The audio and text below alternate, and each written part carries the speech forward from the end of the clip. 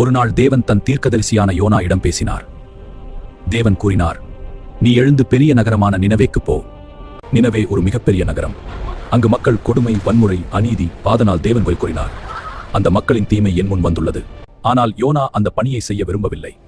ஏனென்றால் நினவே மக்கள் இஸ்ரவேலின் எதிரிகள். யோனா தனது மனதில் நினைத்தார், நான் போய் தேவனுடைய எச்சரிக்கையை சொன்னால் அந்த மக்கள் மனம் திரும்பலாம்.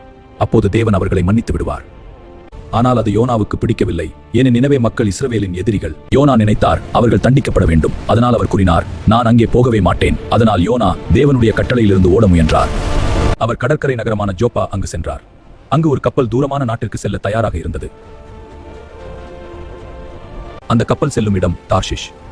யோனா நினைத்தார், நான் தேவனின் முன்னிலையில் இருந்து தப்பிக்கலாம். ஆனால் தேவனிடமிருந்து யாராலும் ஓட முடியாது. கப்பல் கடலில் சென்றபோது தேவன் ஒரு பெரிய புயலை அனுப்பினார். கடல் மிகவும் கொந்தளித்தது. மாலுமிகள் அவர்கள் தங்கள் தேவன்களை கூப்பிட்டார்கள். கப்பல் சுமையை குறைக்க பொருட்களை கடலில் வீசினர். ஆனால் ஜோனா கப்பலின் கீழே தூங்கிக் கொண்டிருந்தார்.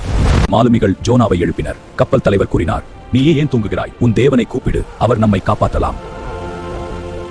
இந்த பிரச்சனை யாரால் வந்தது என்று பார்க்க சீட்டு போடுவோம். சீட்டு ஜோனாவுக்கு வந்தது. மாலுமிகள் யோனாவிடம் கேட்டார்கள், நீ யார்? எந்த நாட்டைச் சேர்ந்தவன்? பதில் கூறினார், நான் எபிரேயன்.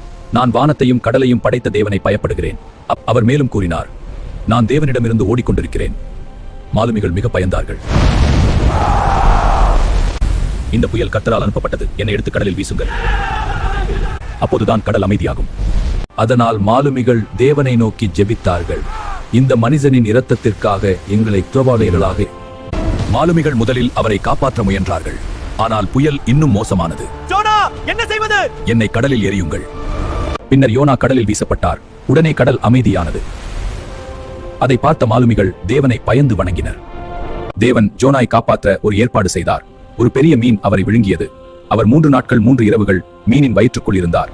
மீனின் வயிற்றுக்குள் ஜோனா தேவனை நோக்கி ஜெபித்தார். அவர் கூறினார், நான் ஆழமான கடலில் விழுந்தேன். அலைகள் என்னை மூழ்கடித்தன. நான் இறப்பேன் என்று நினைத்தேன். ஆனால் தேவன் என்னை காப்பாற்றினார். ஜோனா கூறினார், இரட்சிப்பு கர்த்தரிடமிருந்து வருகிறது. தேவன் அந்த மீனுக்கு கட்டளை கொடுத்தார். அது ஜோனாய் கரையில் வெளியே துப்பியது. ஜோனா மீண்டும் உயிருடன் இருந்தார். தேவன் மீண்டும் ஜோனாயிடம் கூறினார், நினவே நகரத்திற்கு செல். நான் சொல்லும் செய்தியை அறிவி. இந்த முறை ஜோனா கீழ்ப்படியினார். நினவே ஒரு பெரிய நகரம். அதை கடக்க 3 நாட்கள் எடுத்தது. ஜோனா நகரத்தில் அறிவித்தார், இன்னும் 40 நாட்களில் நினவே அழிக்கப்படும். அதிசயமாக நினவே மக்கள் தேவனை நம்பினர். அவர்கள் உபவாசம் இருந்தார்கள், சாக்கு உடை அணிந்தார்கள், தங்கள் பாவங்களை ஒப்புக்கொண்டார்கள்.